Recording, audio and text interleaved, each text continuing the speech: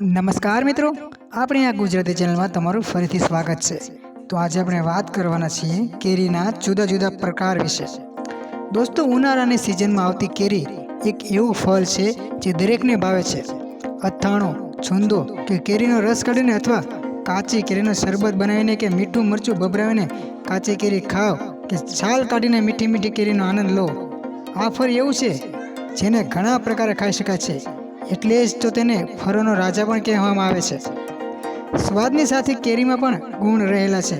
તમને ખબર છે કે સૌના મનપસંદ ફળની 1500 વેરાયટીઓ ભારતમાં પાકે છે। હવે આટલી બધી કેરીમાંથી તમારે કઈ કેરી ખાવી જોઈએ, એની ઓળખ કેવી રીતે કરવું, પણ આ એક અઘરી વસ્તુ નથી। અહીં અમે તમને એવી અમુક કેરીઓ વિશે જણાવશું જેને તમે જોઈને અને સ્વાદ લઈને અને ખાઈને પણ તમે ઓળખી શકશો કે આ કેરીને કઈ કહેવાય છે। તો અમુક અમે તમને ડિટેલ આપવામાં આવ્યો છું, તો વિડીયોને અત્યારથી જ લાઈક કરી દો અને ચેનલને સબસ્ક્રાઈબ કરી દો। ચાલો દોસ્તો, આગળ વધીએ। તો સૌથી પહેલાં આપણે વાત કરીએ છીએ તોતાપુરી। સ્વાદમાં ઓછી ગળી અને લીલા રંગની આ કેરી પોપટની ચાંચ જેવી લાગે છે।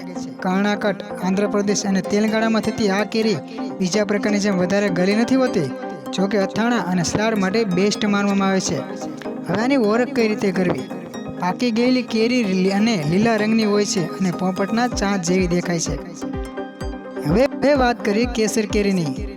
સૌથી મોંઘી કેરી પૈકીની એક કેસર પલ્પનો રંગ કેસરી હોય છે। આ કેરી અમદાવાદ અને ગુજરાતમાં પાકે છે।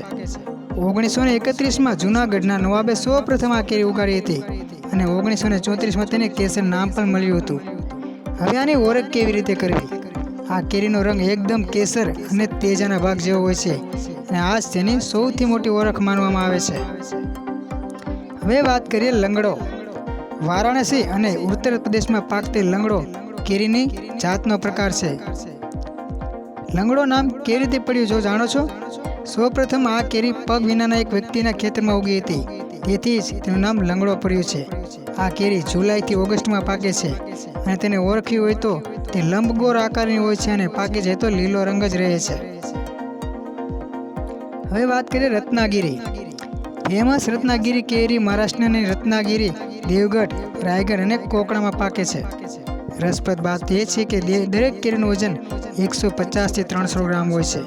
હવે આને ઓળખવા માટે કેરીની ટોચ પર લાલ રંગની છાંટ હોય છે। હવે વાત કરીએ સિંદુરા। આ કેરી ગળી અને જરાક ખાટી હોય છે। આ કેરીની સુગંધ લાંબા સમય સુધી મોંમાં રહેતી હોય છે। શેક બનાવવા માટે આ સૌથી સારી કેરી છે। કેરીનો પલ્પ એકદમ પીળા રંગનો હોય છે। આને ઓળખવા માટે આ કેરીનો દેખાવ અન્યથી અલગ હોય છે। બહારથી લાલ રંગ હોય છે અને અંદર પલ્પ રંગનો હોય છે। આ કેરી અલગ જ તરી આવતી હોય છે।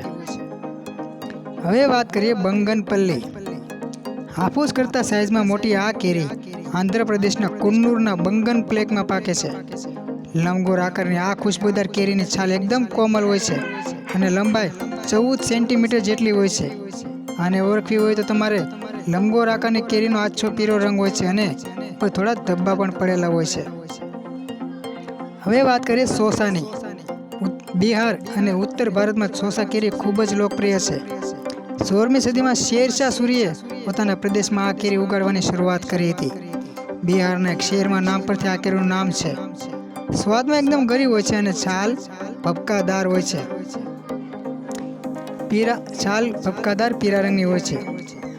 હવે આને ઓળખવા માટે તમારે કેરીનો પીળો સોનેરી રંગ તે તેની ખાસ ઓળખ છે। હવે વાત કરીએ રસપુરીની। મોટા ભાગે આ કેરીનું ઉત્પાદન કર્ણાટકના મૈસૂરમાં થાય છે અને સૌથી વધુ પણ ખવાય છે।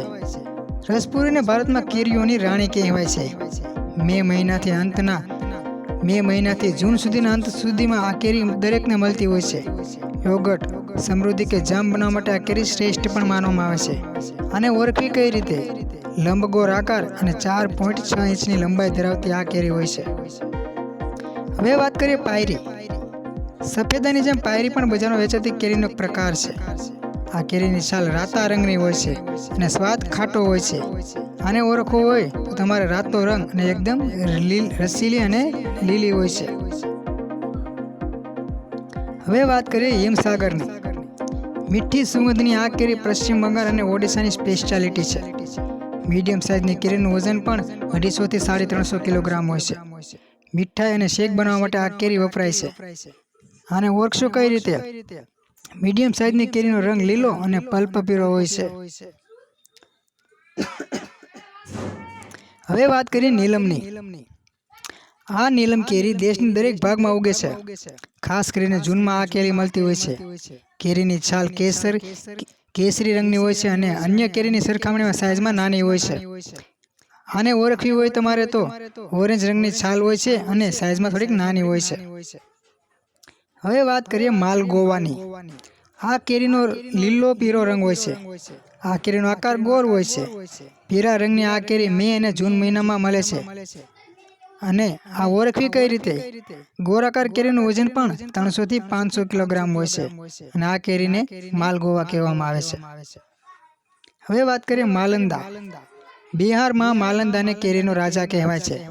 ખાસ કરીને ચટણી બનાવવા માટે કેરી વપરાય છે. સ્વાદમાં આ કેરી ખાટી મીઠી હોય છે અને પલ્પી અને સ્વાદિષ્ટ હોય છે. આને ઓળખવી કઈ રીતે? આ કેરીની છાલ અને અન્ય કેરીની સરખામણીમાં જાડી હોય છે અને મીઠી સુગંધદાર હોય છે. વાત કરીએ હાફૂસની. મુખ્યત્વે મહારાષ્ટ્રમાં પાકતી આ કેરી હવે ગુજરાત અને કર્ણાટકના કેટલાક ભાગોમાં પણ ઉગે છે. રિપોર્ટનું માને તો હાફૂસ વિદેશમાં એક્સપોર્ટ કરવામાં આવતી સૌથી મોંઘી કેરી છે. આને ઓળખવી કઈ રીતે? અલગ જ સુગંધ અને કેસરી રંગ હાફૂસની ખાસ ઓળખ માનવામાં આવે છે. તમે મિત્રો, દરેક કેરીની અલગ અલગ ઓળખાણ છે અને દરેક કેરી સ્વાદમાં બહુ જ મીઠી હોય છે.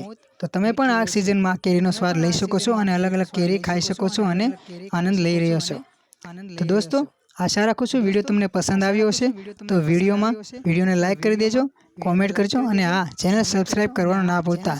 ચેનલને અત્યારથી સબસ્ક્રાઇબ કરી દેજો. આભાર મિત્રો.